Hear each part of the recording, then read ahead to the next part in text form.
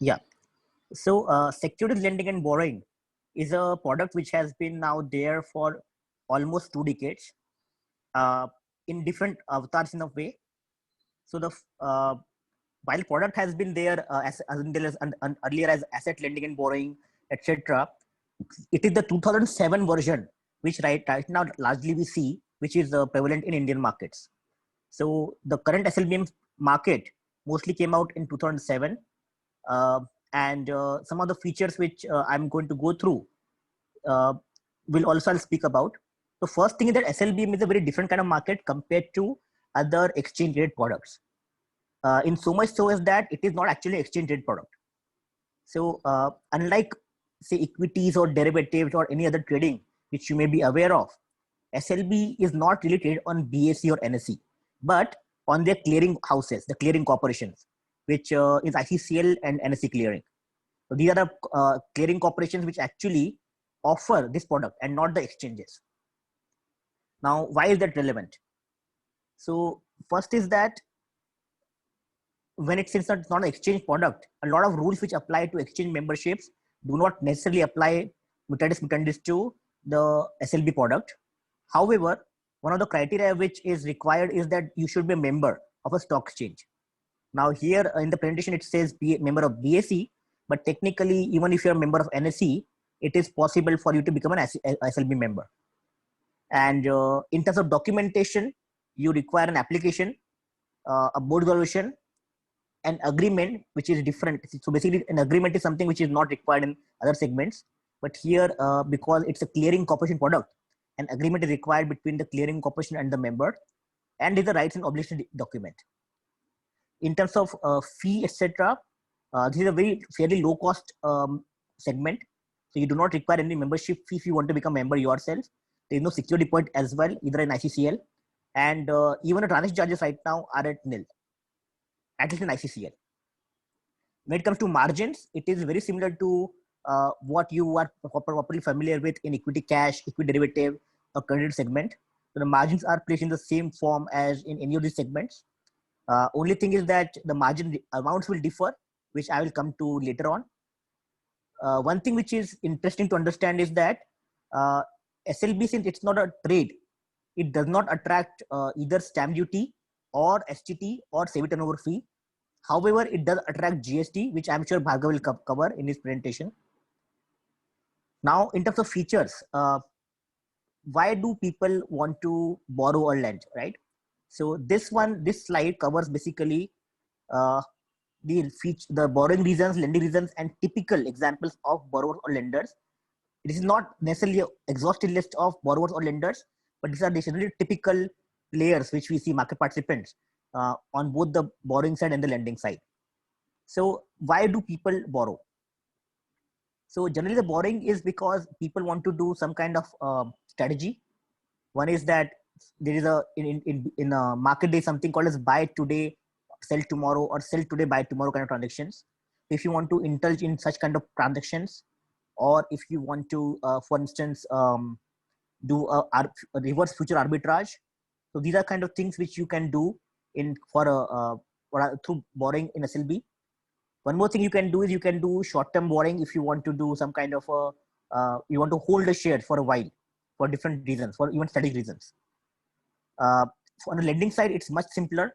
But the reason you would want to lend is because you anyway have the shares, maybe long-term, you're holding them on a long-term basis.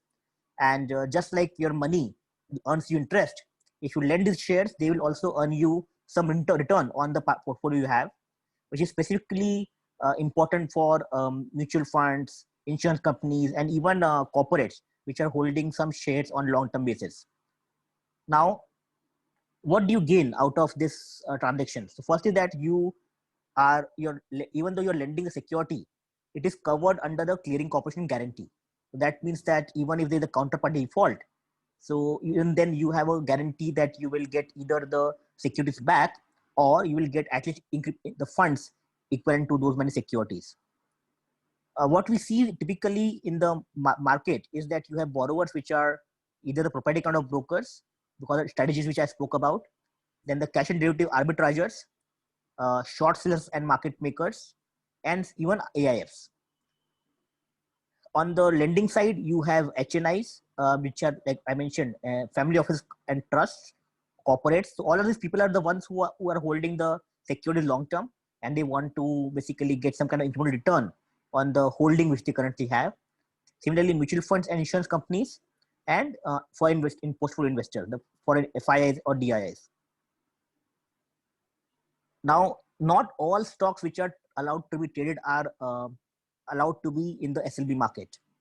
So the securities which are eligible for SLB are all the F&O trade scripts, so which are around 150 stocks right now. So all the stocks on which your derivative products, the single stock future options, they are eligible for SLB market. Apart from that, any group 1 security which has the market weighted trading value average of 100 crores or more, and monthly trading turnover 100 crores or more. So in the last 6 months across exchanges, so these are allowed. And ETFs, which are liquid ETFs, which have at least trading on 80% of days in the last 6 months, and the impact cost is less than 1%. So these are 3 kind of securities which are allowed in the SLB market. The tenure, it is quite flexible actually. So earlier the tenure was large restriction was there on tenure, but SEBI also relaxed the restrictions in 2018, in December 2018, and now basically any kind of tenure up to 12 months is allowed.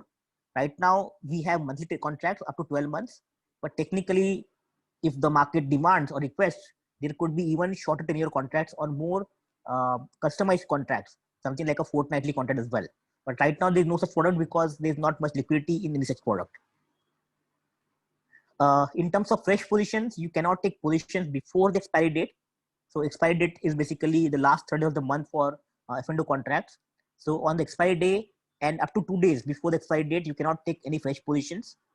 And the return leg of the SLB segment also is coincides with the expiry of the not coincide, but it's also Thursday of the month. So it's slightly different from the F&O expiry. In terms of settlement is slightly different. So if you are aware that the equity cash settlement today happens at 11 a.m. So basically by 11 a.m. in the morning, you have to do paying of the equity cash segment. Now SLB happens prior to equity cash segment. So that is why I spoke about how you can do strategies of buy today, sell tomorrow, etc., or cash future arbitrage using SLB. Because the SLB payout, which is right now shown as T+1 at 10 a.m., that happens before the securities paying or funds paying of normal cash market, which is at 11 a.m. So if you have done a transaction in SLB, technically you will get the payout of that before the market paying of the cash market segment. The lending fee is something which basically you get when you're a lender.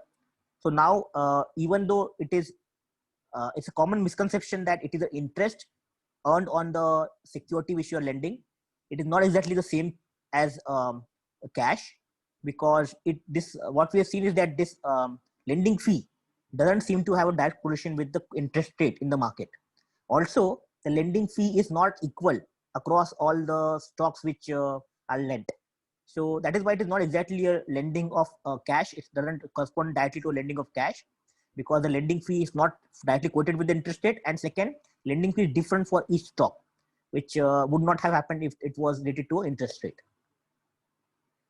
We also see that there are a lot of rollovers which are allowed, and rollover can be done up to a period of 1 year.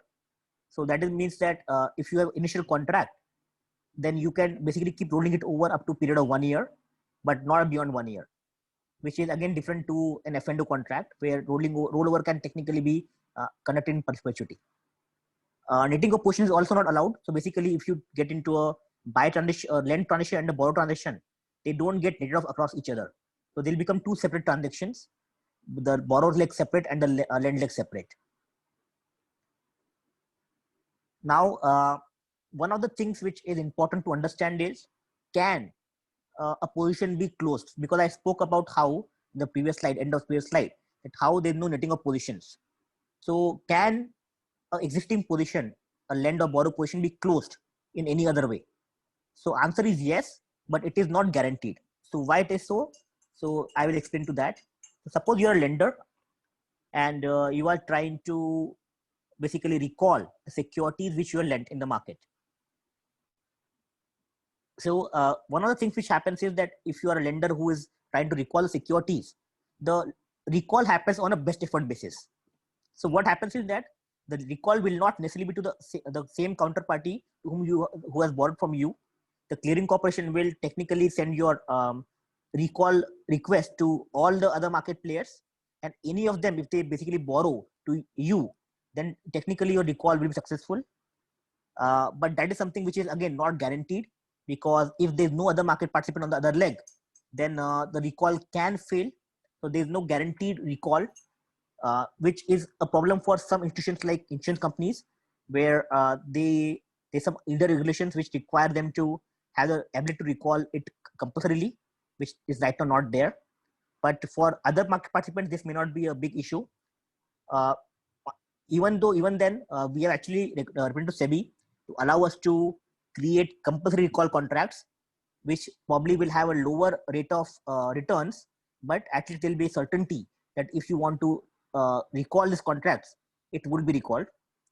So that there will be another kind of contract which hopefully will come in the future. Similarly, if you are a borrower, can you do an early basically payment of securities? So technically answer is yes, but there's issue there, right? The first thing is that when you are trying to return the securities which you borrowed, one thing you will get is that one thing you will definitely earn out of that your margin will get released immediately, right? So when you have borrowed at that time, you have basically paid almost close to 125% margin. I'll come to that why it is so, 125% margin. And as soon as you return the security, your margin will get released, because technically there's no market risk now anymore. However, it is basically a fresh contract. So again, just like early repay also will be subject to basically the lending fee will be subject to someone else hitting that contract. So your lending fee, you may not get entire lending fee returned.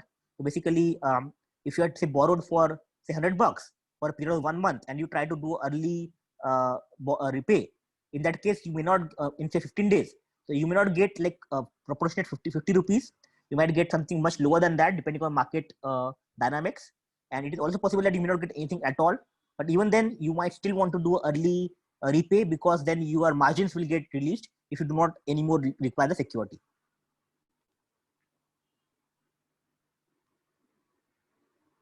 So how does this market work? So this market is open slightly longer than the normal market hours for cash segment or debit segment, which are from 9 a.m. to 3:30 p.m. So this market is open from 9 to 5 p.m.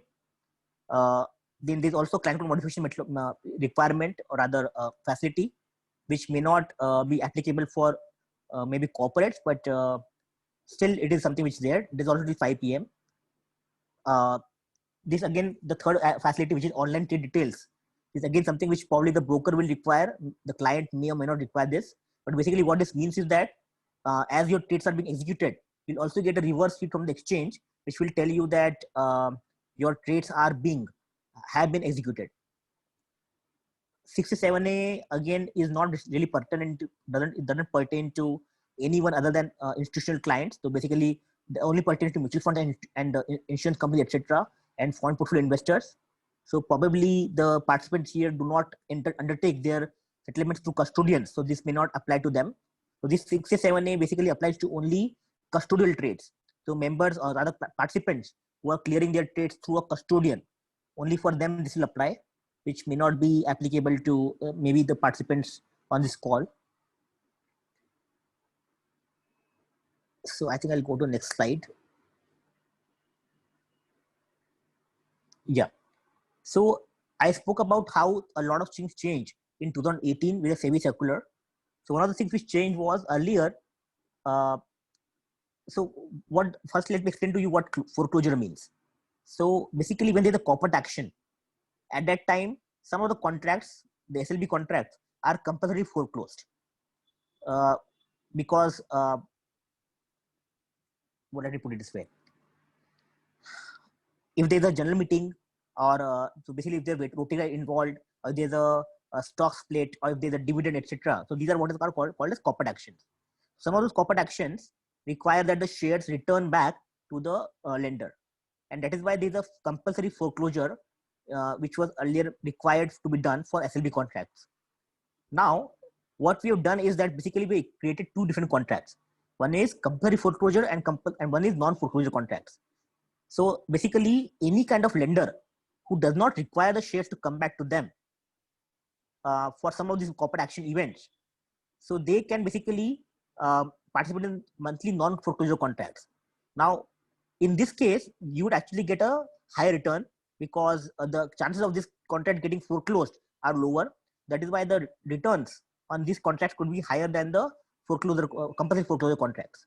So this is another kind of contract which we created after 2018, and this is something which was asked for the market participants quite a lot, and this is taking up quite nicely now.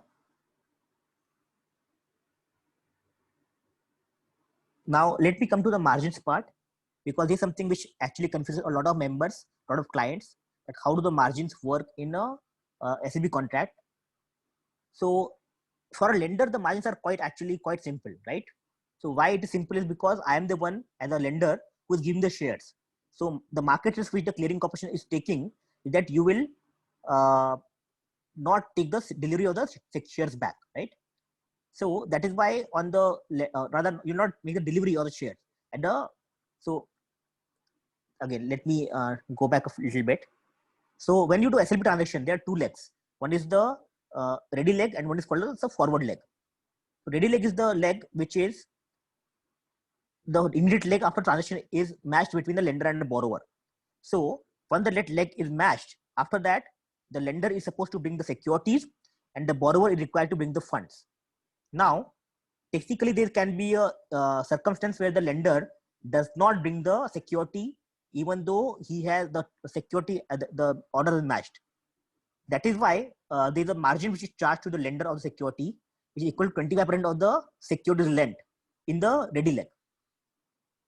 And this is basically charged till the time the lender basically gives the shares to the clearing corporation. And once the lender has given the shares to the clearing corporation, this margin is released immediately. That's it, right? So after that, there is no market risk which is pertaining for the clearing corporation to the lender. That's it, right? So after the ready leg is done, then there is no margin on the lender. Now the borrower is required to bring the lending fee immediately. So as soon as the transaction happens, the lending fee is immediately blocked from the broker's account. And apart from that, now the borrower is also going to get the securities from the lender, right? So that is why an additional margin is charged on the borrower, is equivalent to the value of security plus any market risk which the value of security will incur. So basically what that means is that suppose I borrow a security worth $100, right? 100 rupees. Now, as a lender, the lender is taking a risk that the borrower has taken security worth 100 rupees, which he will not return. So that is why the clearing corporation would rather want to have some kind of guarantee that the borrower would return the security back to the lender. And that is why the clearing corporation will charge the borrower the entire value of the security, but not in cash, right? In the form of some kind of margin. So that is 100% plus the market risk which could be applicable on that security, right? So how do you, in equity cash you have VAR margin, so that VAR margin is also applicable on the SLB leg. It will be 100% on security, which is because the borrower has already got a security, plus the margin which are applicable in equity cash segment, which could be VAR plus ELM plus additional margin, etc. So that is why the margin looks very high in SLB market, but technically you have to basically, when you look at the margin, you have to subtract 100% from that number, because 100% is the value of security which the borrower has got for no cash, right? So that is why the margin is actually 12.5% upwards, but it looks to be 112.5% upwards because of this same reason.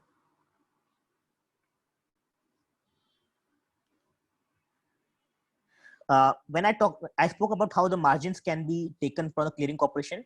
So I mentioned that it doesn't have to be given in cash. And so these are the approved securities or collateral which can be used for giving this collateral.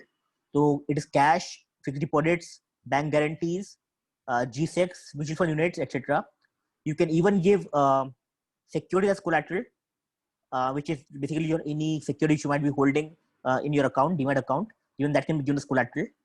And as for a client, so these are approved security for the clearing corporation. But from a client to the trading member, the trading member can actually accept even other kind of securities which are not accepted by the clearing corporation. So, for instance, they can even accept some securities, the stocks which are not in the approved securities list of the clearing corporation. So that is a some kind of a, what should I say, leeway which is given to the trading member for margin collection from the client. Now, there's also a limit of how many number of shares a market participant can basically borrow or lend, and that is what is called as the maximum position limit for the share.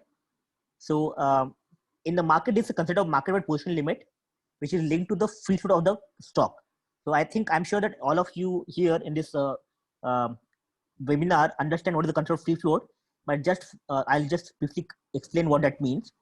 So, suppose it's a company like say Infosys, which has say 100 crore shares which have been issued by the company. Out of them, say the promoters and strategic investors hold say 50 crore shares, and all the other rest of the public, which is called public shareholding, is say 50 crore. In that case, the free float shares of the company will be 50 crore and not 100 crore, which is the total market cap, total market wide shares. So the market wide position limit is basically linked to the free float of the company, which is right now 10% of the free float.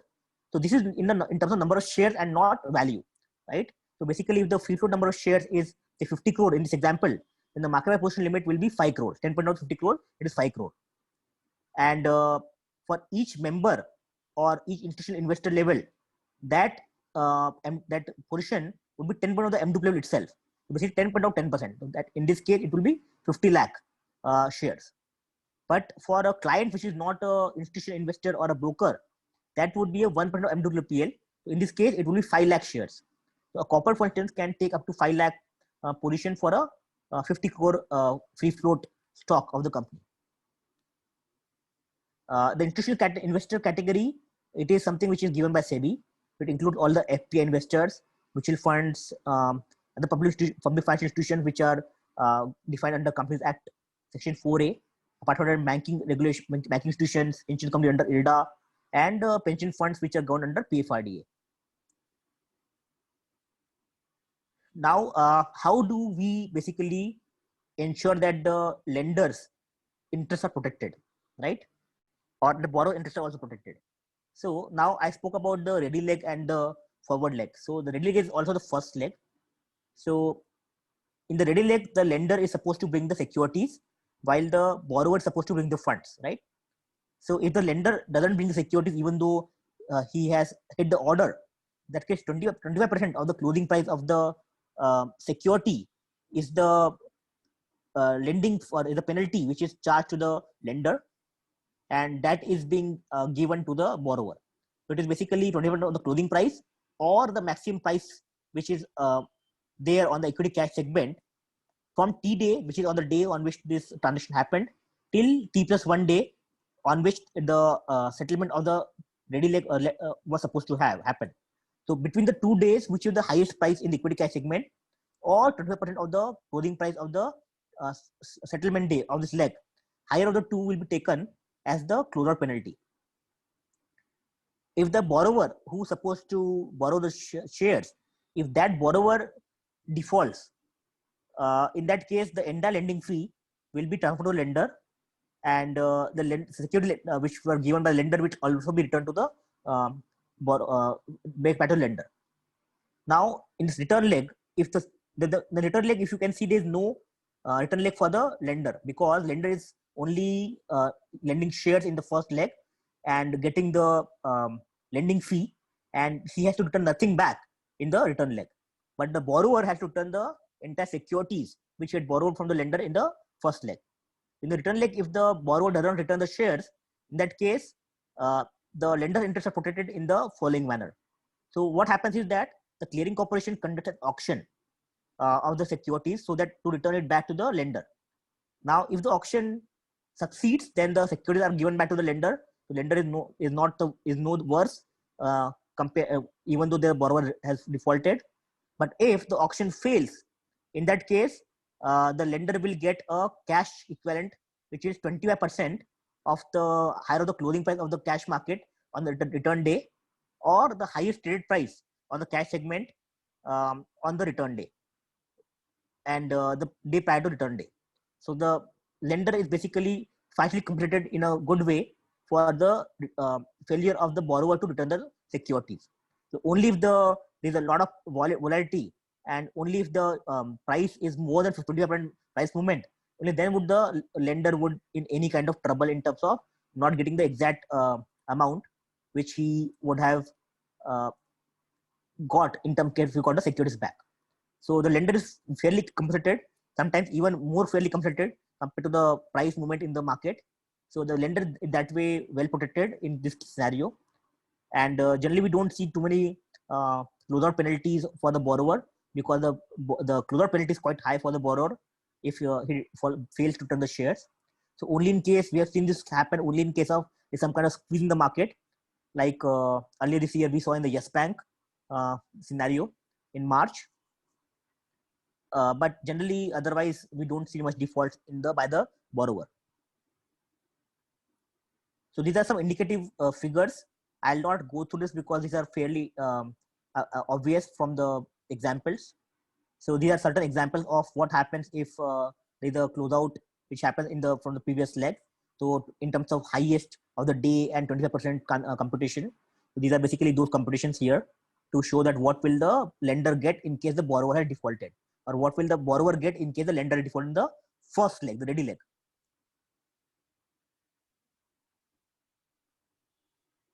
These are some of the relevant circulars of SEBI and RBI, which one needs to be cognizant of. Now, obviously, as I mentioned, that probably this meeting does not have any insurance or mutual fund participant, but if they are there, these are basically the regulations which apply to insurance companies and mutual funds as per IRDA and SEBI.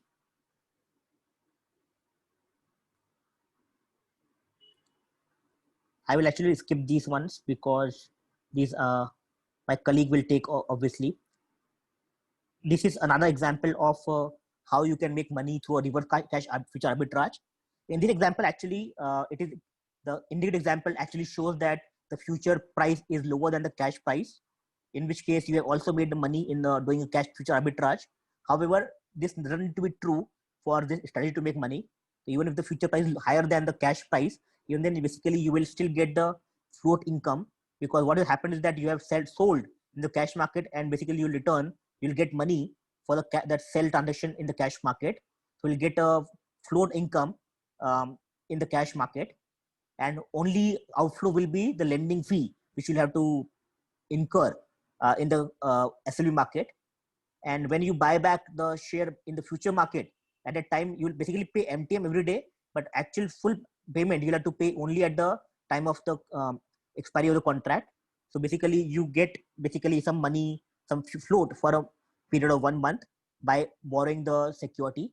So only thing you'll have to pay is the lending fee at that time, because the collateral which you're supposed to pay, supposed to give, doesn't need to be in a way of cash. So you can basically collateral could be in the form of FD, BG, or even a securities. So that way you can use that as a collateral, but you will get full cash in the sell leg of the cash transaction, the equity cash transaction, which you can use for other purposes. This is another example of how you can make basically treasury income by doing by basically getting into SLB market.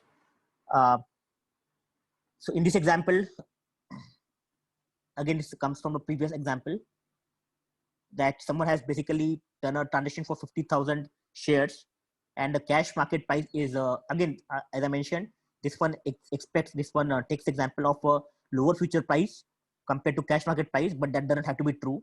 Even if the future market price is slightly higher than the cash market price, even then this example can work, because because you will get cash in the sell leg of the cash market price sell, that is 1158.15. When you sell this much stocks, you'll get cash on the T+2 day, which you can basically deploy in any other kind of avenue. And you have to only basically get this money, get this money back when you are doing a reverse transaction of buying future, which could be not exactly 1146, but it could be at the same price 1158, or it could be even slightly higher than 1158. That is also okay, because then you'll get basically float income out of this transaction. And only upfront money which you have to give, which is in cash, is a lending fee.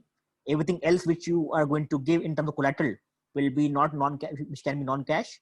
So there's no interest on that amount. And on that basis, basically, you can make some treasury income. Similarly, you can make treasury income if you have excess stocks lying in your account. Even if you're not doing an arbitrage, if you're just basically lending in the market, then you can make money on the, yeah, this is the example. So if you have extra stocks lying around in your account, you can basically use that to, as a lender, you can earn money just like you will earn interest on a saving account or a fixed deposit from a bank. Similarly, you can earn some kind of interest also on your stock portfolio. Obviously, it will not be as high as what you'll get on a cash portfolio, but still something is better than nothing, right? So at least your maybe demat fee plus other kind of fee will get you will compensated with this kind of a lending fee. This is basically how the screen looks like. It's a market watch screen for the SLB market. It has basically some of the most liquid single stocks which we currently see in the SLB market, which is like ICICI, IDFC Bank, etc. So these are some of the more liquid stocks. So this is a real snapshot of a screen, which is on the ICCL SLB market watch. Before I finish this presentation, I'd like to obviously give a disclaimer that these are all the examples which we are given are indicative and they're not really the real life examples. And everyone should do their own due diligence before they get into any market transactions on SLB. Because while I mentioned what all the things which can go right, there are a lot of things which can go wrong, including default of the clearing corporation, etc. So I would request that everyone does their own diligence in terms of what are the risks associated with the SLB market. And also when you enter into the contract, with the right and obligation document, I also expect you please read it very carefully. It will give you a very good idea of what are the risks which someone incurs in the SLB transaction. The broker is also supposed to give you a risk disclosure document, by the way, in SLB market. So that also something which will cover all the risk which you generally undertake in the SLB market. With that, I will end this presentation. Thank you, Piyush, for explaining the technical aspect of this SLMB.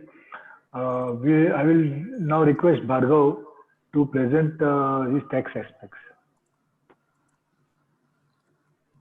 Thank you, Mehul, and thank you, Piyush, for the very informative chat. A lot to learn and a lot to take back from there. So thanks a ton, and also thank you for setting a context for the tax piece as well. So good evening, everyone. So I think, at the outset, I think the way we need to break up the whole SLB transaction from an overall tax standpoint is really breaking it up into a lender's perspective and a borrower's perspective. I think that would be the best way to kind of, break up each leg of the transaction. And as Piyush rightfully mentioned, that there are several nuances and there are several aspects involved in terms of forfeitures, in terms of non-honoring of contracts. So obviously each aspect in each case needs to be evaluated, to adopt tax positions. But needless to say, at least the basic aspects surrounding income tax do remain consistent across a SLB transaction. To start off with, we will first take the lender's perspective. I think from an overall legal standpoint, in an SLB transaction, when securities are lent out, and as Piyush again had mentioned that the primary lenders that we see are banks, foreign portfolio investors, and mutual funds. When the securities are lent out, they really move from the demat account of the lender onto the demat account of the borrower for that short agreed period of time, not exceeding 12 months. Now, while the securities do move out from one demat to the other, for all practical purposes, as well as a position that is affirmed by SEBI, the lender continues to remain the beneficial owner of those securities. In fact, taking into account and taking cognizance of this entire movement from one DMAT to the other, the CBDT wider circular in 2008, as well as a very clear-cut exemption under Section 47 of the Income Tax Act, has clearly clarified that the lending will not be regarded as a transfer for income tax purposes. So that kind of does bring some relief to the position that from a lender's perspective, although the shares are moving out, it is still not really a transfer for all practical purposes in his hands. And accordingly, the act of transfer or the act of lending the securities really is not a taxable event from a lender perspective. While that is really on the aspect of transfer and the securities moving from one DMAT to the other, as we're all aware that the transaction is remunerative to the extent the lender will receive a lending fee. While, if it is an onshore lender, really your mutual funds or, your banks or, domestic entities who are really the lenders, this income would really be taxed. If it's a company, it's really taxed from 22 to 30% depending on the rate. If it's a trust, at maximum marginal rate, or if it's an individual, then as per the progressive slab rates. Do note that obviously if it's a mutual fund, there is a possibility of claiming an exemption as well under Section 10, which is available to the mutual fund. But the lending fees is really taxable. Now the question really comes is whether it is taxable as a business income or as an income from other sources in the case of the residents. While typically we would see this as business income, given the frequency of the transactions as well as the large churn, if one is able to say that, this activity of lending is not really a systematic activity, or it's not really an adventure in the nature of trade, which are actually extremely wide-ranging words, then one could say that this is income from other sources. But typically, from a deduction perspective, as well as from a perspective of having a lower effective tax rate, given the wide-ranging expenses one can claim where it's business as against income from other sources, where the expenses are restricted. You typically see this lending fee as a business income item for the residents. Coming to non-resident lenders, again, if this is carried on as a systematic activity, you do, incline towards the fact that this is again a business income. And typically for a non-resident from a tax treaty jurisdiction, if you are earning any business income and you do not have a permanent establishment in India, you really have a exempt situation under the relevant tax treaty. So as long as the other aspects of the treaty are well evaluated. Where you can't say this is business income, you do run a risk of this being characterized as other income. And in several treaties, the other income is usually taxable as per the Indian laws. There are exceptions to this, and this again differs treaty to treaty. While this is really from a non-resident perspective, as Piyush had also mentioned that we do see a lot of FPIs, a lot of foreign portfolio investors playing and taking part in this entire lending mechanism that's available. So really from their perspective also, really depending on how the investments are structured and how one looks at it, one could say that this is really business income. But given that if an FPI was on the other side of the spectrum, where he was really a borrower and undertaking a short sale transaction, you do see at times, and especially given the definition of the capital asset under the income tax law, you do see that characterized as capital gains. So to that extent, FPI specifically on the lending side do run that slight ambiguity. But giving a practical flavor, this should generally, supported by facts as well as conduct, be regarded as business income, and taking a no P, no tax position is more beneficial for treaty benefit countries. That is on the lending fees. Again, a very important point, and the third bullet that's visible is the taxation of the manufactured dividends. just for the sake of, a minor repetition, as again Piyush had pointed out, that while the securities are lent out, they move from one demat to the other. However, the dividends will obviously be registered, or will obviously be paid to the registered shareholder. So that is the borrower in this case. But for all practical purposes, SEBI has mentioned that the dividends need to be passed on to the lender. In an era prior to 1st April, the way the tax position was and the practical positions adopted was that at the first leg, when the borrower receives the dividends, the DDT would generally be paid and the 1034 exemption would be available.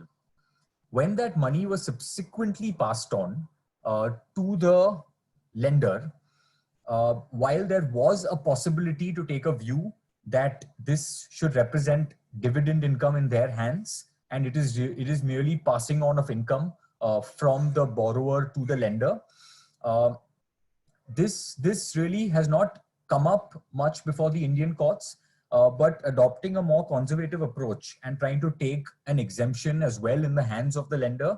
In the past, these manufactured dividends were really offered to tax. If it was a resident, it was offered to tax really as income from other sources at the relevant tax rates, and where it was a non-resident, it was offered to tax as other income.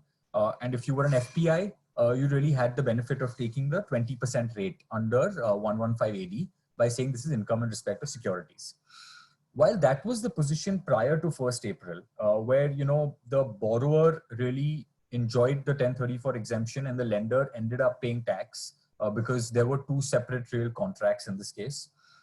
Post 1st April, this is surely a point of contention and does require some amount of evaluation and thinking, because now at the first point of receipt, the shield that the borrower of the security had in terms of claiming the 1034 exemption, which was there for dividend, that shield is really no longer available.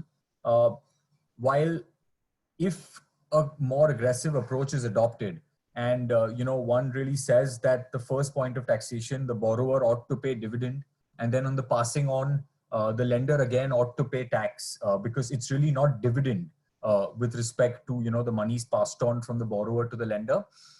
This could result in a slight absurd position in terms of the same amount really being taxed twice, although at different tax rates and although under two separate privities of contract. But nonetheless, the withdrawal of the dividend exemption has surely created that level of ambiguity and thought around this. While through the blessing of SEBI and the way they've kind of said that the beneficial owner is really the lender of the security, it might be a good position to explore and kind of take through again documentation and requisite backing that the monies received by the borrower are merely for the purpose of passing it on to the lender, and if at all there has to be a tax trigger, it should be a dividend tax trigger in the hands of the lender. But as I said, untested, and since the law change in 1st April, to the extent of the dividends paid in respect of such transactions, we actually have to just see that as well. We would just need to come across a more practical consideration on this as well. But yes, certainly a key impact area, more so from 1st April, as the law prior to that was far simpler to comprehend by virtue of the 1034 exemption.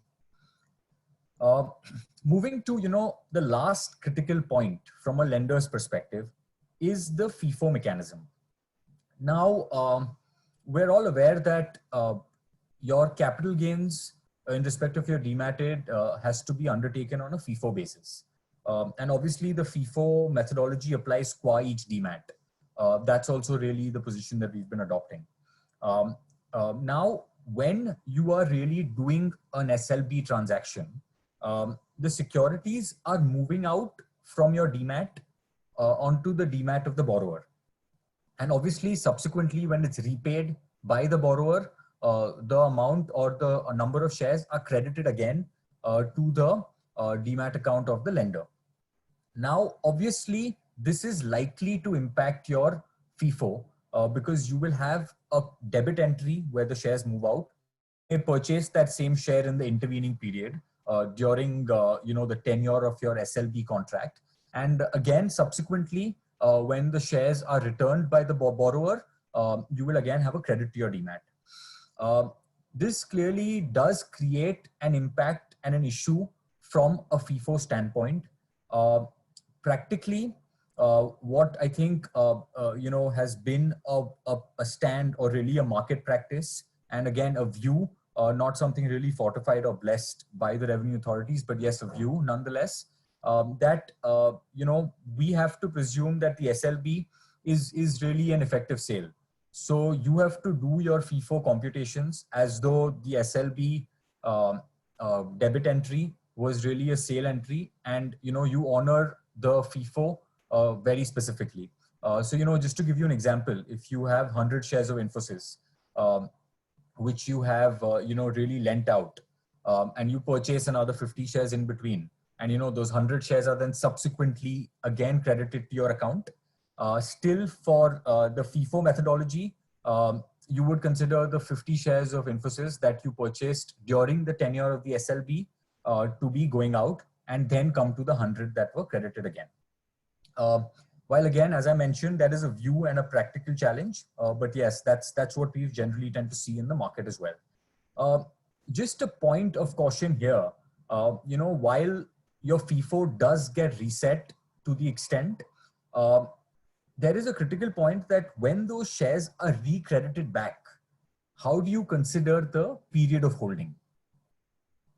Given that aspect, there is a good case to really make, as well as argue that for all practical purposes, your period of holding should be from the date of your original acquisition and not from your date of re-entry by virtue of the repayment of shares by the borrower. So while your FIFO may be disturbed, your period of holding for income tax purposes should generally remain from the original date. And I think that also does give you that additional benefit in terms of maintaining the characteristics of the same being a long-term capital asset rather than a short-term capital asset, in terms of the rate arbitrage as well that exists between the long-term as well as the short-term rates. So this is really from a lender's perspective in terms of the taxation and the nuances. Moving to, as I mentioned, the borrower's perspective, again, while this is really a short sale transaction, because what happens is that the borrower has done a short sale of a security. That short sale occurs to ensure that the delivery of that short sale is undertaken. The shares are borrowed from the lender. For our residents, again, the typical characterization issues that we've been facing for the longest time in terms of, business income or capital gains, because, that short sale should generally be regarded as a transfer. Now, whether it is really transfer of a capital asset or a stock and trade would really determine your characterization of this. Given the nature in which these are undertaken, as well as the kind of resident entities that undertake these transactions, coupled with the short duration for which these SLB contracts really exist, obviously subject to rollover, there is a good case to make that this should be a business income in the hands of the resident lenders. Similar position can be adopted for your non-residents. However, this position usually can be adopted in respect of your non-residents who are really non-FPIs. The minute you have an FPI who is undertaking this short sale transaction under the SLB, as again I had mentioned earlier, and as most of us would be aware, for an FPI, the section with respect to the definition of a capital asset has been specifically amended since 2014, which kind of was undertaken to settle the long-time dispute between capital gains and business. So to that extent, it does give that level of comfort in terms of saying that, for an FPI, the short sale transaction should generally be, a capital gains and really not a business income, more so given the amendment that has been made to section 2, subclause 14. In addition to this characterization, I think one should always keep in mind, the two key circulars that have really come with respect to characterization for listed securities as well as for unlisted securities, which kind of, have been aimed at settling disputes around characterization. So even if you are a resident and, if you believe that adopting a capital gains position might be more beneficial on the short sale, given the various characteristics, you do have certain CBDT circulars to your aid, helping you in substantiate that claim with respect to capital gains. That is really on our characterization. Now, again, with respect to working of FIFO and, determination of the cost, the FIFO methodology, again, does slightly get misplaced here, again, because you have a credit and you have simultaneous debits. But again, as we do it in the case of lenders, one should really consider the short sale, or one should really consider the securities lent as a purchase transaction for all practical purposes. And in terms of market practice and positions, one may kind of use that in the spirit while doing the FIFO.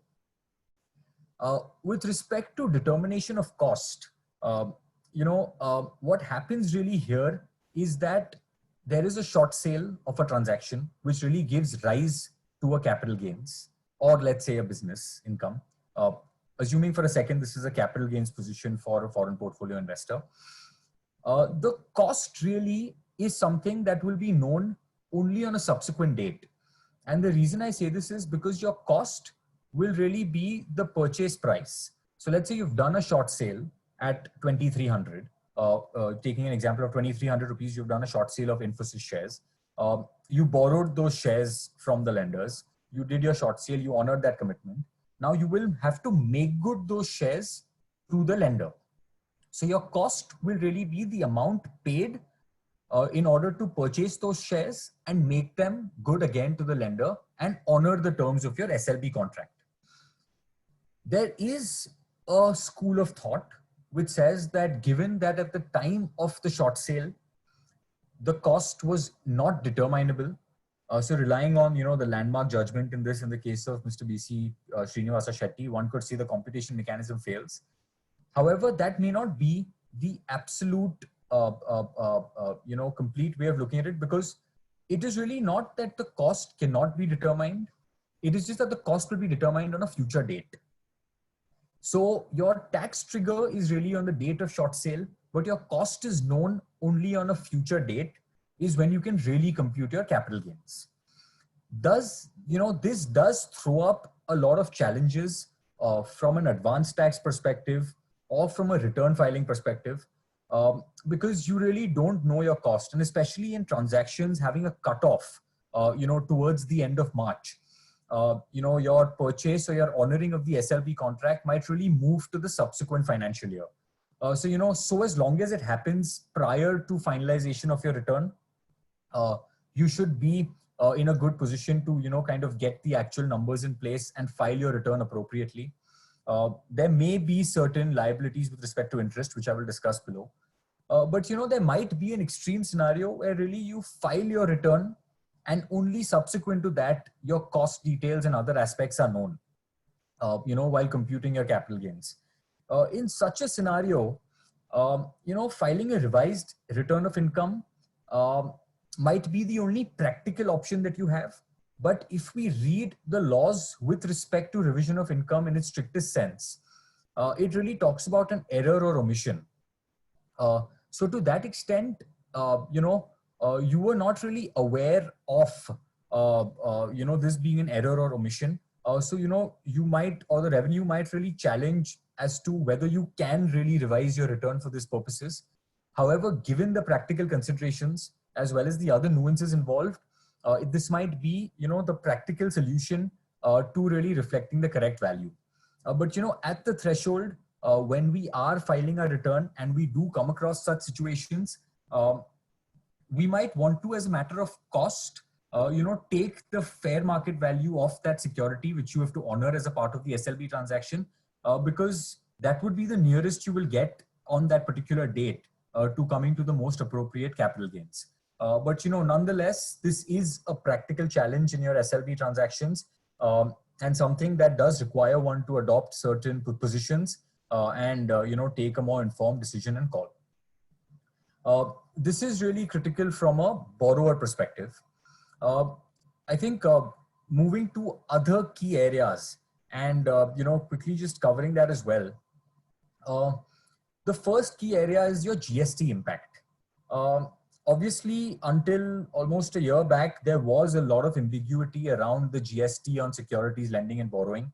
But fortunately, with notifications as well as with the proactiveness, of the government to really issue the necessary notifications and clarifications on a regular basis, it's been explicitly clarified that securities lending and borrowing, so your lending of securities will attract IGST at the rate of 18%, and this will be payable on a reverse charge basis by the recipient.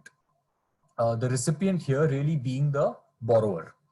Now, obviously, given the fact that reverse charge basis IGST is leviable at 18%, this does put an onus on the borrower to obtain a GST registration and discharge the necessary obligations. Because when GST is payable on reverse charge, there is a mandatory registration requirement as well under the GST laws.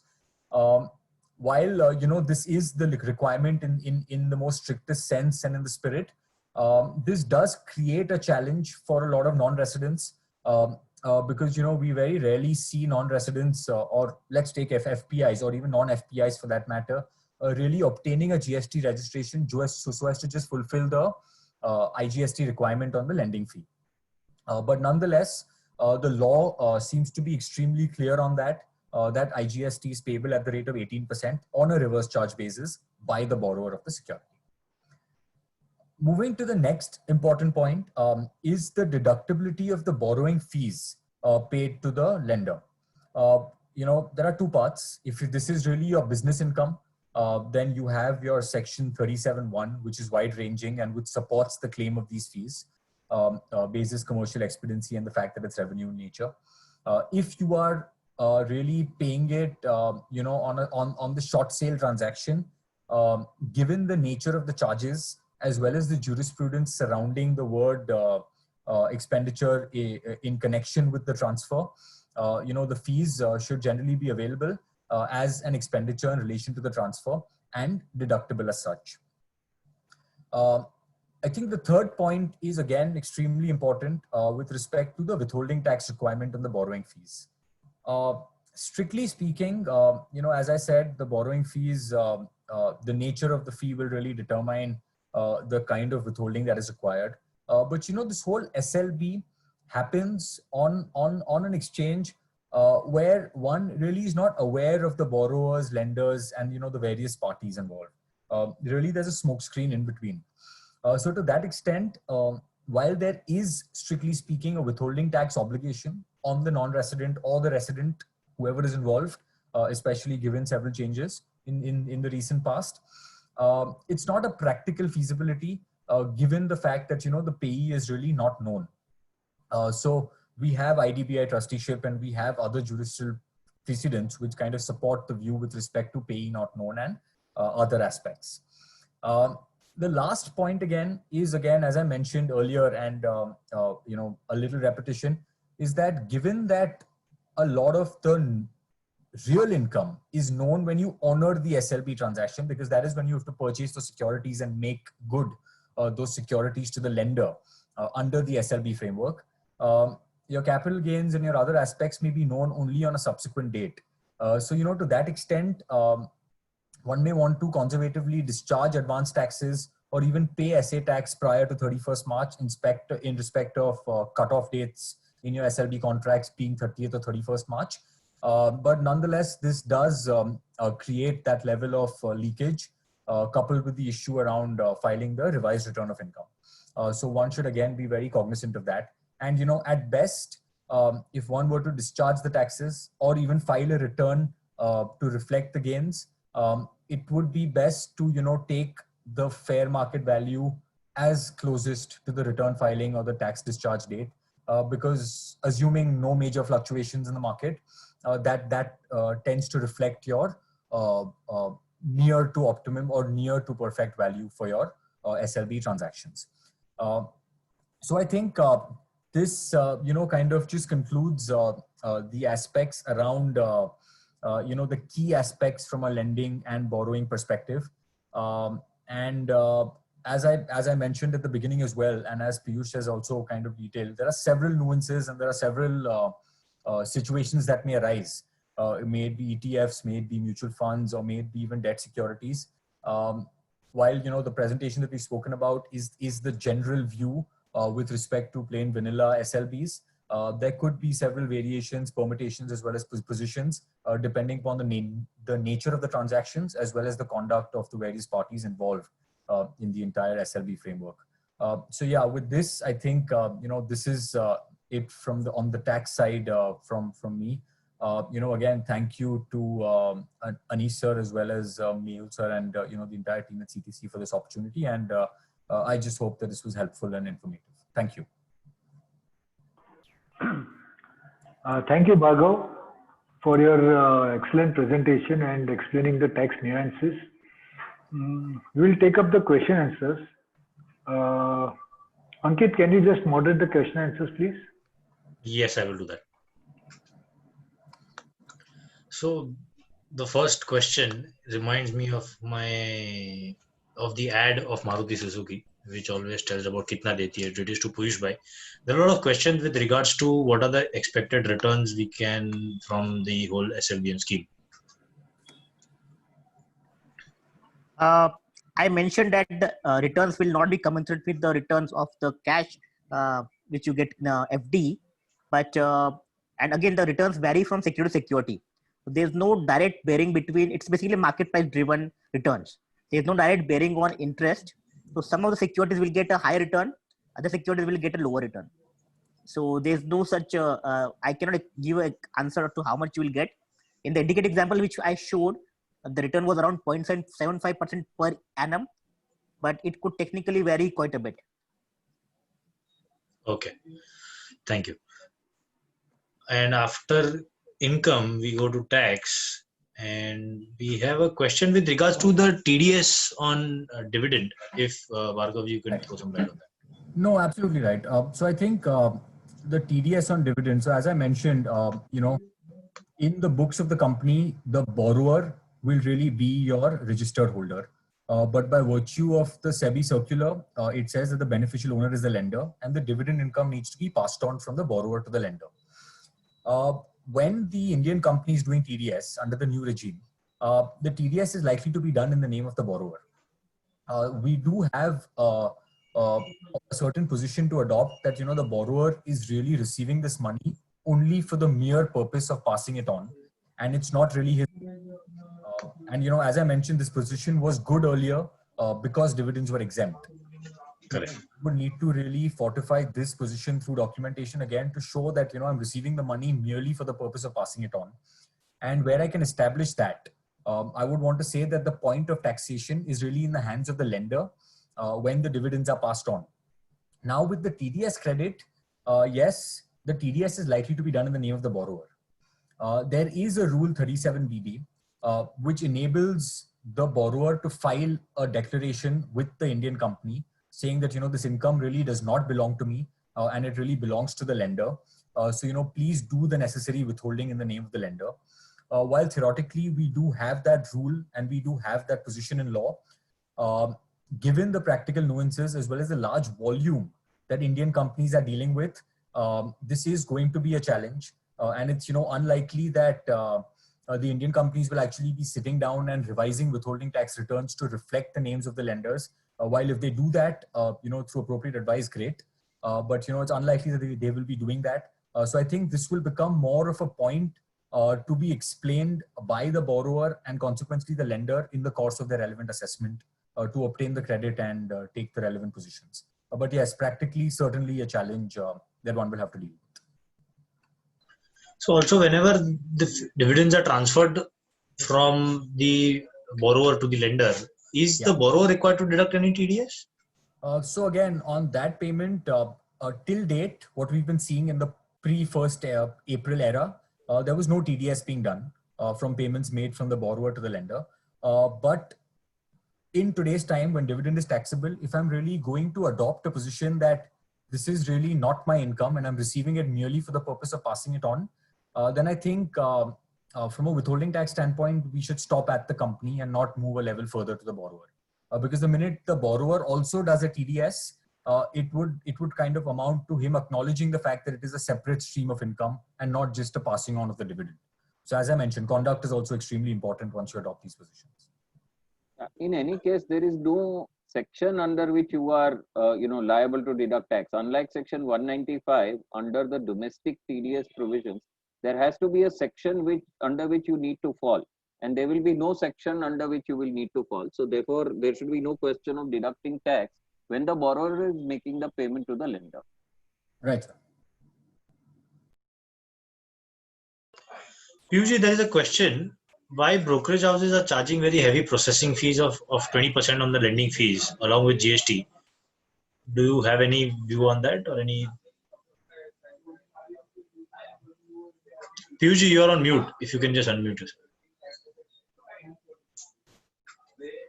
What the brokerage charges charged to the client, it's something which is beyond our control or even our attention.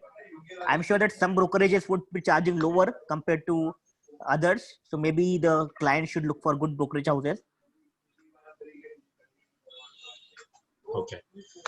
Piyush, can you just throw some light on the amount of volume that generally takes care on these transactions? So the volumes are actually quite, again, the volumes also vary quite a bit actually. So on some days we see very high volumes because there are some institutional transactions which happen. On other days, okay, so this is not a very detail oriented market.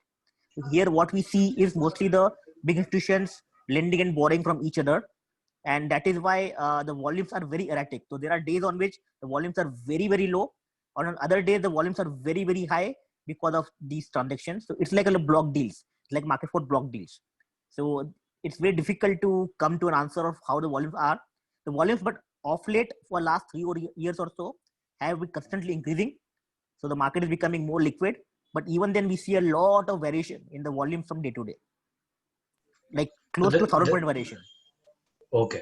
So because there was one investor who was just asking because he was constantly tracking Asian Paints, and the answer which he regularly receives from his broker is that there is no active trade currently happening on Asian Paints in particular. It is possible. That happens quite often. That not all securities which are in an SLB are necessarily liquid, and also if it's a retail client, a lot of small transactions do not get a hit in that way because the borrowers on the other side probably would want larger chunks rather than, so instead of hitting 100 or 1,000 such transactions, they would want that in one single go. Right. So unless there's a market depth, the people who are doing those kind of strategies may not even indulge in it. No one would probably do it for 10 or 20 stocks that way. Another question, again from an investor standpoint, generally the dividends, whenever if declared during the lending period, which can obviously happen very often, generally does the broker take care of it or the lender has to keep a track whether the dividend is declared or not? The broker will take care of it because technically, like I think already Bhargav mentioned that the borrower is supposed to pay the dividend to the lender. So that happens through the clearing corporation mechanism. Okay, so the borrower would pay the dividend to the clearing corporation. The clearing corporation will give it to the broker of the lender, and after that, the broker is supposed to give it to the lender. Now, obviously, it's still a good idea to generally keep a track of corporate actions like these to ensure that you have received the money from your broker or not. Because if not, then you have to file some kind of arbitration or investor grievance with the exchange or clearing corporation if you have not received it. It's always a good idea to keep a track, but the broker would anyways require to do it on his own. You don't have to ask the broker to do it. He's supposed to do it on his own, but it's still a good idea to generally keep a track of whether you not received the dividend or not. Bhargav, generally, I mean, once you lend the securities, whether they should be shown under the head of investments or should be shown otherwise? So I think what we've again practically seen, and this is more an accounting or auditing question, is that although the shares move out of the DMAT, as on 31st March, if the shares have moved out and there's a subsisting SLB contract, typically auditors tend to show it and put it under bracket of under SLB. because really the security is going to come back. So through an event subsequent to the balance sheet date. But again, as I mentioned, this is more of an accounting and auditing aspect. But yeah, this is what I think I've practically seen in a SLB kind of a scenario. What would be the impact of Section 216 and SS and ST for the borrowing transaction? So I think for 216 and SS and ST, it talks about, really repayment of loans and deposits in manner other than account pay check. Per se, in respect of an SLB transaction, there will be a lot of inter-se set-offs that happen on your balance sheet. So you might receive certain amounts, you might pay certain amounts, which might not be through account pay checks, but there might be inter-se settlements in your books of accounts. Now, whether 269 SS and T really are triggered by book entries, because you're really in spirit not fulfilling that. There has been a divided jurisprudence on this aspect.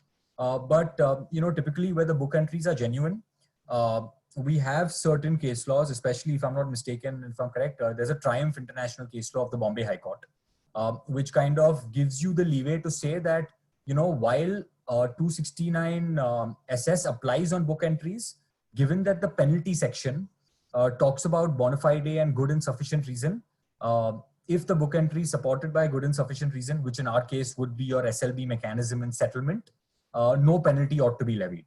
So while on a literal reading, you may trigger the section, but you might be able to come out of the penalty levy through the act of bona fide, being the SLB scheme. So basically, in our tax audit report, Bhargav, this has to be mentioned by the tax auditor. I would about SLB, that there is transactions are otherwise than by check and account pay check and draft. Absolutely. So I would just put a note onto the this thing, Mehul bhai, and say that there have been SLB transactions which have obviously not been quantified, because the auditor's view is that Section 269 SS and 269 T will not apply. If we go to the genesis of 269 SS or 269 T, these are anti-avoidance provisions where transactions outside of the normal accounting books are managed, right? And therefore, I would believe that 269 SS and 269 T should apply to transactions which are otherwise being capable of being settled through an account pay check or account pay draft. In the SLB mechanism themselves, right? There is no enablement to settle it otherwise than what is provided under the mechanism. So therefore, there is a very strong view that should apply, which basically would say that 269 SS and 269 T should not apply to these SLB transactions. And therefore, in my view, when we are looking at tax audit, there should just be a small note that we should put into the tax audit report. Okay. So at least disclosure is required. Disclosure is better from a avoidance of penalty perspective. Yes, sir. Theoretically, you may even say that it is not required, but there is no harm in putting in a note. That's the way I would look at it. Yeah. And Mehul, practically we've seen these notes also be there in these kind of transactions for book entries. So right. It's a practice as well. Yeah. Usually, though, you might have answered this question during the presentation, since I had a couple of questions being asked on the same thing. I would just want you to take it up. Can an individual be a member for lending securities? Yes. The individual can lend securities under SLB. There is no restriction. Another question is, does the system help retail investors as the value of shares indicated in your example is quite high? What is the retail participation in this segment? Very low. Because I mentioned that the counterparty also has to be there.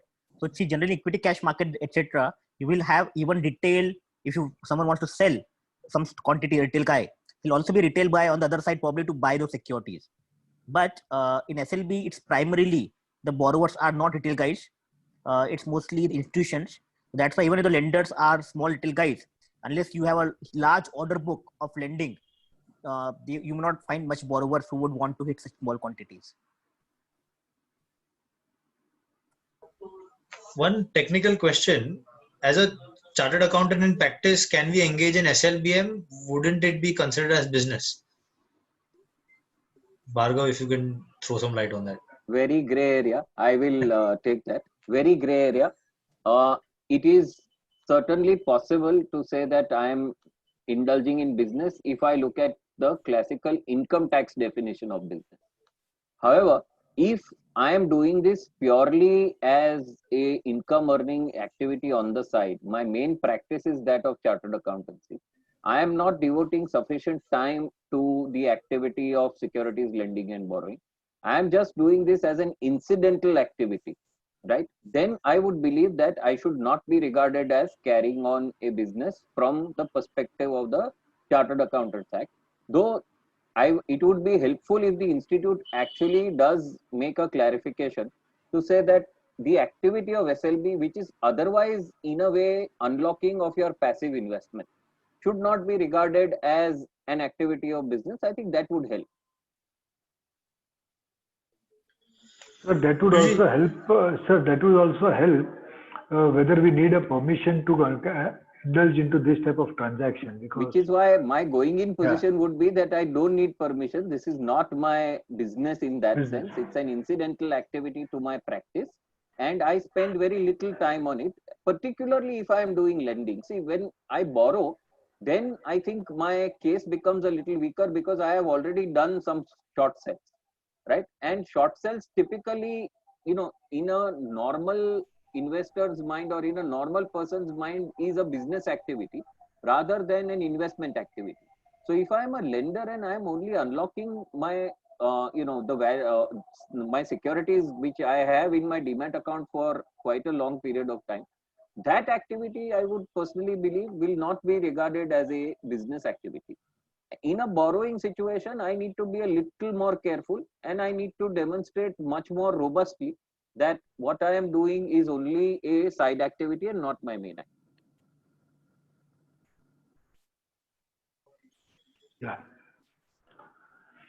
Yeah, we can move on. Yeah. Piyush, another question. On the National Stock Exchange Securities Lending website, there are two series being displayed. One is Series A and Series B. Can you let us know what are the difference between the two? I mentioned about how there are foreclosable contracts which foreclose as with AGM, EGM, and non-foreclosable contracts which now do not foreclose at the time of general meetings. So Series A is the foreclosable contract and Series B is the new non-foreclosable contracts which will not foreclose with general meetings.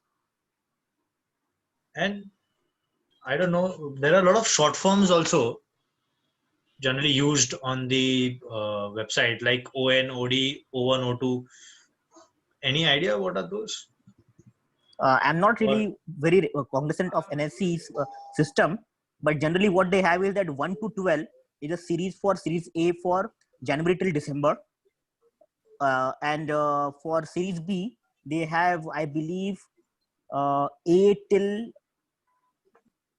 not A. So X0 to XN, X0 to X9, then XO, XN, XD for basically January till December. So it could be those of the series. So basically it's for the month expiry and it is Series A and Series B. Differentiate between those. Fair enough, sir. Another question we have is, Bhargav, whether credit of the GST paid will be available if RCM is paid on the SLB transaction, or do we make a reversal? And can a stand under section 17 to cover exempt supply that not to include securities exempt supply, but value under 17.3 include security transaction? Right. So I think, this is again, not a very straightforward one. But I think the very simple response to this really will be that, you'll have to do the reversal entry. And that is what, again, I will again have to just check back. But yeah, typically you have to do the reversal entry in your form with respect to the GST as well, and not really available as credit. Right, sir. Because the definition of exempt does not include the word security. So for that purpose, you might have that problem there. Last of the question, though I'm not able to honestly make out what exactly do they want me to ask. But as per section 247, short-term capital asset, how do you determine the period for which any capital asset is held in this case? No specificity mentioned. So I think very simple to say that typically your short sale, and given the 12-month duration that we have under the SEBI law, and it will be mostly listed shares as well, your threshold will be 12 months. And I would say in all cases, this should be a short-term capital gains and not really a long-term capital gains. At least I can't think of a situation where this can be a long-term capital gain. The only thing, Bhargav, could be possibly that when we said that, we could use the FIFO, this would be a later date sale transaction, but the period of holding would go back to the original date on which it entered my DMAT, right? So in which case, how do you determine the period of holding may be the question. There you will have to keep a separate track of when it went out purely because of securities lending borrowing. If that is the way, at least I understood. So correct. So if the question is really from a lender perspective, then absolutely yes. As I covered in the presentation as well, while your FIFO may be disturbed, your period of holding goes back to the date of the original securities. But I think this question is more from a borrower perspective. From a borrower perspective, the short sale transaction will always result in a short. It will always be a short-term gain. So I cannot see any long-term impact there at all. Absolutely. So yeah, from a lender perspective, I agree with you. We do get that period of holding, something we cover as well. Unless I have, and this is also probably not the case, that I have some shares which I cannot unlock for whatever reason that I have sold, but that will all be a matter of proving before a tax authority. Absolutely. I don't think, that those are exceptional circumstances and will have to be dealt with in that fashion. Right. Absolutely right. I agree with you. Last question we have in a chat. Transaction of short sale will be treated as speculative business income as on the date of sale. There was no asset. So question of capital gain may not arise. No, this is only for an FPI situation where there is a deeming fiction. Where there's a deeming fiction. So as I said, in the case of non-FPI situations, this will ordinarily be a business income, given the nature as well as the conduct. In the FPI situation, which are large players, as Piyush also pointed out, this will be a capital gains because of the deeming fiction in the law.